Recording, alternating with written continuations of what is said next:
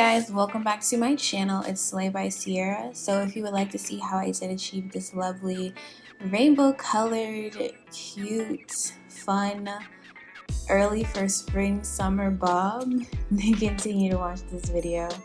I just love everything about it. It just came out extremely perfect. So to start off with, I'm using hair from Hairsofab Fab. It's the 10-inch blonde luxury lace bob, and it is 613 transparent lace. So I did go ahead and part out a side part originally. So the first thing that I'm going to do is I'm just going to section the hair into 5 parts. So 5 parts because I'm doing 5 different colors. I just eyeballed how I wanted to section the hair out. It wasn't like measuring it exactly. I just went in and split the hair into 5 different sections, just so I know where I want each different color to be at and hopefully blend together as best as possible. So this is what the 5 different sections should look like. I did a side part because I wanted a bang and I wanted a dominant color in the front. So the colors that I'm using are Orange Blaze, Ruby Red, and then I'll be using Neon Pink, Fiesta Fuchsia, and lastly Baby Blue. So to dye the hair, I will be using the watercolor method. So I have 5 bowls of water already placed out. So the first color I will use is the Orange Blaze. So I'm just dumping a good portion of the dye into the first tub of hot water, boiling water actually, and then using a whisk to mix the color in thoroughly throughout the water. Next I pour out the Ruby Red, and again I just repeat the same process, pouring out a good portion of the dye into the water and then thoroughly mixing it in with the whisk. Third we go on to Neon Pink, and then we'll go on with the Fiesta Fuchsia and then the Baby Blue. So you do want to do this in the correct color order, if that makes sense. So I followed the color spectrum, so I went from orange to blue. I didn't use any yellows or greens because I didn't want to do a full rainbow, so we kind of did like a half rainbow or whatever.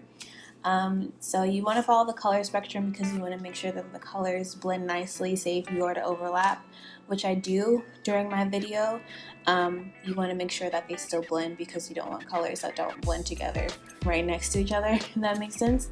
So this is what all the colors should look like. The water is still hot because I did use boiling water. So I start off with the Orange Blaze with the bang part of my head.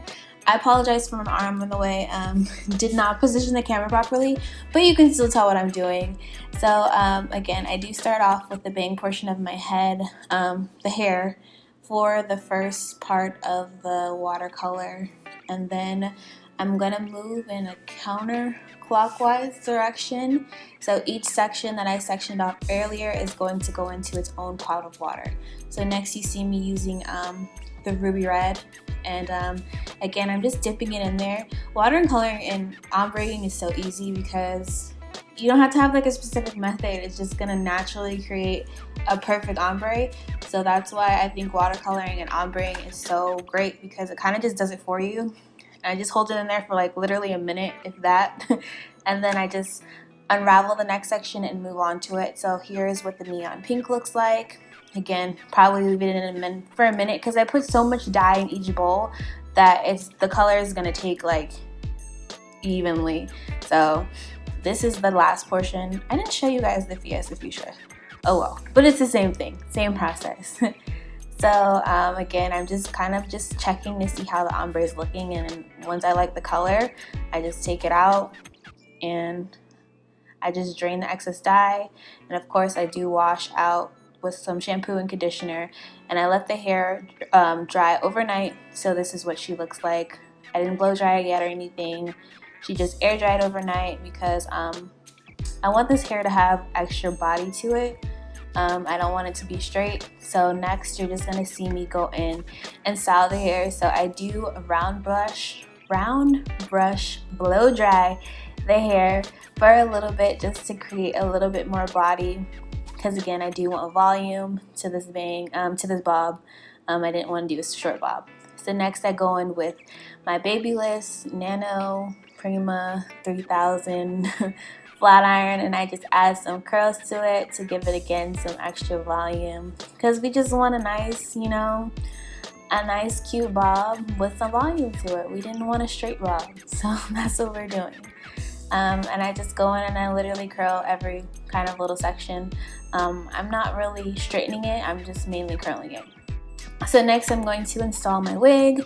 I'm just going to kind of speed through this because this isn't an installation video, it's more so a color video. So I use the Hairsofab Fab grab glue, my favorite glue, kind of the only glue that I use, actually the only glue that I use to install my wigs. It holds my wigs in place for a week to 2 weeks. That's my max on how long I'll keep a wig in, and I don't have to worry about it at all.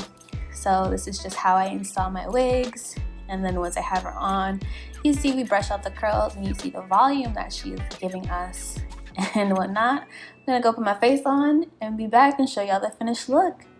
So here she is. It's everything that I wanted. I just love how all the colors blend together. It came out so perfect in my opinion.